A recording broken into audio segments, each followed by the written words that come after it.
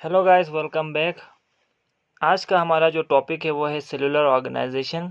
इससे पिछले वीडियो में हमने देखा था कि किस तरीके से एक ऑर्गेनिज्म के अंदर लेवल ऑफ ऑर्गेनाइजेशन मौजूद था। ठीक है, यानी एटॉमिक लेवल से लेकर ऑर्गेनिज्म लेवल तक हमने देखा था, और ये हमेशा सिंपल से कम्प्लेक्स ऑर्गेनाइजेशन की तरह हमें दिखते हुए नज़र आया था। तो उसमें हमारे पास एक लेवल था, सेलुलर लेवल। तो वहाँ पर हमने बात की थी सेल की, और हमने कहा था कि cell is the basic unit of life, और सेल हमेशा प्लाज्मा मेम्ब्रेन या फिर सेल वॉल के अंदर इनक्लोज्ड होता है, और मल्टी सेलुलर ऑर्गेनिज्म में ख़ास तौर पर ये स्पेसिफिक फंक्शन परफॉर्म करता है। ठीक है, उसे हमने कहा था सेलुलर लेवल। ठीक, तो इसको हम अभी इस वीडियो में मज़ीद थोड़ा सा एलेबोरेट करने की कोशिश करेंगे। बेसिकली सेलुलर ऑर्गेनाइजेशन में होता क्या है। तो एक ऑर्गेनिज्म में जो ऑर्गेनाइजेशन होती है सेल की, उसको हम बेसिकली 3 ग्रुप में डिवाइड करते हैं। यानी जो सेल होते हैं एक मल्टी सेलुलर ऑर्गेनिज्म में या फिर यूनिसेलुलर जो ऑर्गेनिज्म होता है उसमें, उसकी जो ऑर्गेनाइजेशन होती है सेल की, वो हम यहाँ पर देखने की कोशिश करेंगे। तो on the basis of cell, जो ऑर्गेनिज्म है उसको 3 ऑर्गेनाइजेशन में डिवाइड किया हुआ है। एक होता है यूनिसेलुलर ऑर्गेनाइजेशन, सेकंड है हमारे पास कॉलोनियल ऑर्गेनाइजेशन, और जो थर्ड हमारे पास है वो है मल्टी सेलुलर ऑर्गेनाइजेशन। तो सबसे पहले हम देखेंगे यूनिसेलुलर ऑर्गेनाइजेशन क्या होता है। सो यूनि का मतलब होता है 1। ठीक है, आप इसको कहते हैं एक, और सेलुलर का मतलब है सेल से ही निकला है, यानी ऐसे ऑर्गेनिज्म जिनके अंदर सिर्फ एक सेल होता है। ठीक है, यहाँ पर मैं लिखूँगा 1 सेल। अगर उनके अंदर सिर्फ एक ही सेल हो तो हम ऐसे ऑर्गेनिज्म को कहते हैं यूनिसेलुलर ऑर्गेनिज्म, और उनके अंदर जो सेलुलर ऑर्गेनाइजेशन होगी उसे हम क्या कहेंगे, यूनिसेलुलर ऑर्गेनाइजेशन कहेंगे।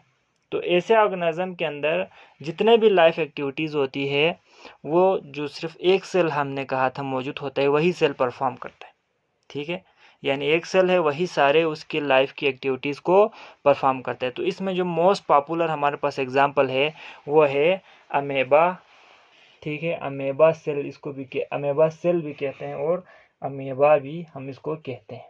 तो ये हमारे पास एक यूनिसेलुलर ऑर्गेनिज्म है, सिर्फ एक सेल है अमेबा, और जितने भी इसके लाइफ एक्टिविटीज़ होती है लाइक की न्यूट्रिशन, रिस्पायरेशन, लोकोमोशन, रिप्रोडक्शन, क्योंकि हमें पता है ना लाइफ क्या होता है। अगर ये सारे प्रोसेस हो तो हम उसे लाइफ कहते हैं। ठीक है, तो जितने भी इनके जो लाइफ एक्टिविटीज़ है वो यही एक सेल परफॉर्म करता है, अमेबा सेल परफॉर्म करेगा। तो ऐसे ऑर्गेनिज्म को हमने क्या कहा, यूनिसेलुलर ऑर्गेनिज्म। ठीक है, सिर्फ एक सेल हो और उसकी जितने भी एक्टिविटीज़ है, लाइफ एक्टिविटीज़, वही एक सेल परफॉर्म करे। सेकेंड पे हमारे पास आता है कॉलोनियल ऑर्गेनाइजेशन।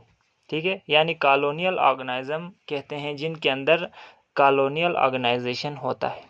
तो इसमें क्या होता है, कॉलोनियल ऑर्गेनाइजेशन में इनके अंदर बहुत सारे सेल्स होते हैं। ठीक है, हमने यूनिसेलुलर में कहा सिर्फ एक सेल होता है यूनिसेलुलर ऑर्गेनाइजेशन में।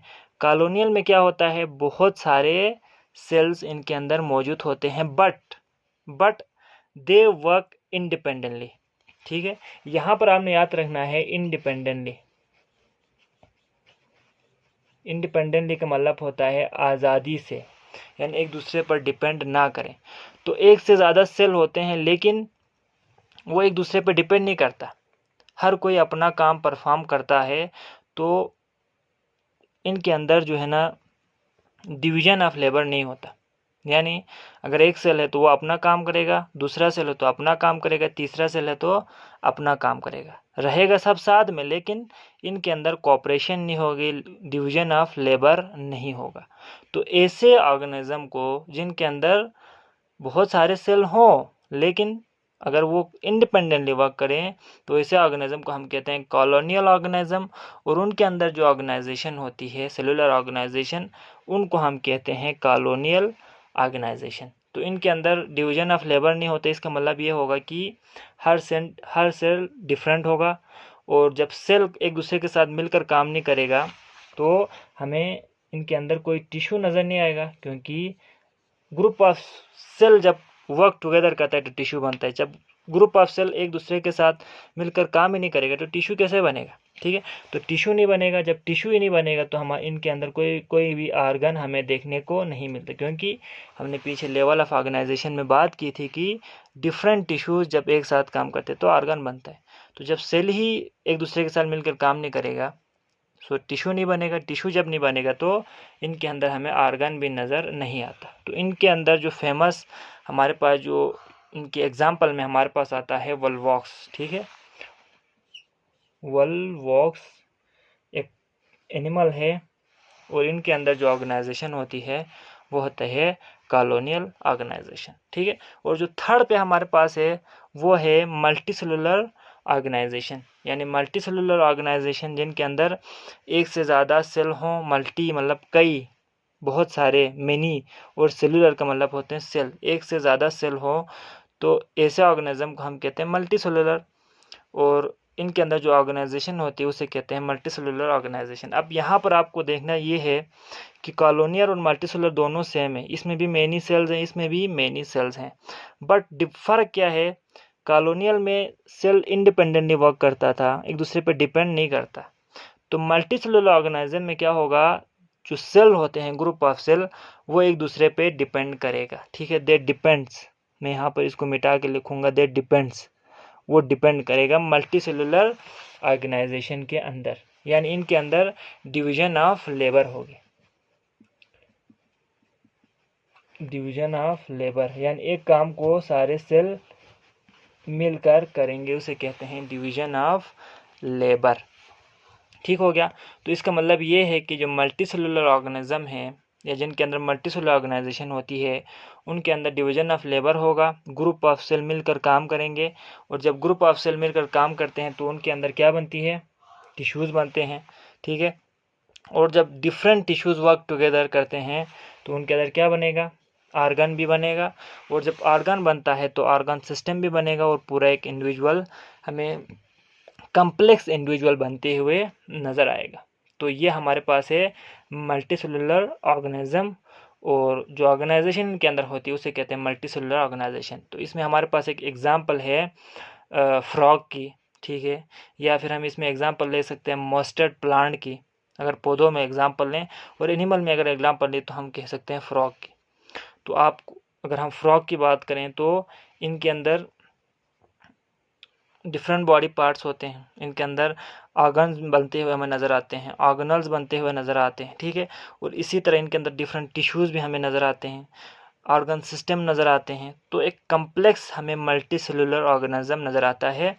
तो उसके अंदर इनके अंदर जो ऑर्गेनाइजेशन होती है उसे कहते हैं मल्टी सेलुलर ऑर्गेनाइजेशन, ठीक है। तो ये हमारे पास एक सिंपल टॉपिक था जिसमें हमने देखा कि सेलुलर ऑर्गेनाइजेशन किस तरीके से होती है और उनके बेस पर हम ऑर्गेनिज्म को कितने ग्रुपों में डिवाइड कर सकते हैं।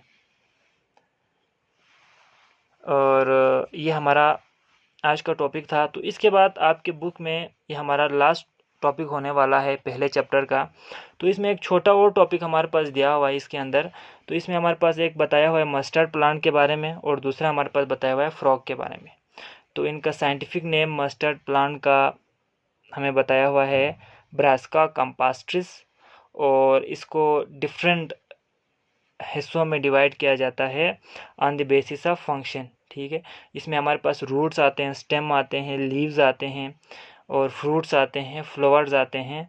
तो इसको as a multi cellular organism हमारे पास आपके बुक में एग्जांपल दिया। इसी तरह अगर एनिमल में हम बात करें तो आपके पास बताया हुआ है फ्रॉग की, ठीक है, उसका नाम दिया हुआ है साइंटिफिक नेम राना टिग्रेना, और ये एक एम्फीबियन है, यानी पानी और लैंड दोनों में ये रह सकता है, सरवाइव कर सकता है। और इनकी जो बॉडी कंसिस्ट करता है हेड, ट्रंक और लिम्स पर, और इनके अंदर डिफरेंट ऑर्गेनल्स हमें बनते हुए नज़र आता है। सो ये भी हमारे पास मल्टी सेलुलर ऑर्गेनिज्म में या मल्टी सेलुलर ऑर्गेनाइजेशन में एक एग्जांपल्स था। और उसके बाद जो लास्ट टॉपिक है वो है ग्रुप ऑफ लिविंग थिंग्स, यानी ऑर्गेनिज्म को कितने ग्रुप में डिवाइड किया हुआ है। तो लिविंग ऑर्गेनिज्म को 5 किंगडम में डिवाइड किया हुआ है। इसको हम अपने आपकी जो थर्ड चैप्टर है उसमें कंप्लीट पढ़ेंगे कि किस तरीके से इसको हम डिवाइड करते हैं किंगडम में। तो जो किंगडम्स होते हैं बेसिकली 5 किंगडम्स होती हैं।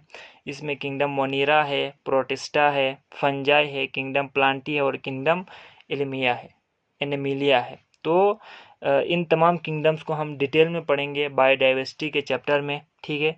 तो यहाँ पर थोड़ा सा आपको कंसेप्ट दिया हुआ है। तो इसी के साथ ही आपका जो फर्स्ट चैप्टर है वो कंप्लीट हुआ है। आई होप कि आपको जितने भी हमारी जो वीडियो सीरीज़ थी वो पसंद आई होगी। इसमें जो भी हम कंसेप्ट बताना चाह रहे थे वो आपको समझ में आ गया होगा। सो हम मिलते हैं अपनी अगली वीडियो में, अगले चैप्टर में। सो तब तक के लिए अल्लाह हाफिज़, अपना ख्याल रखिएगा और हमारे इस चैनल को सब्सक्राइब करें और वीडियो को ज़रूर लाइक करके जाएं। अल्लाह हाफिज़।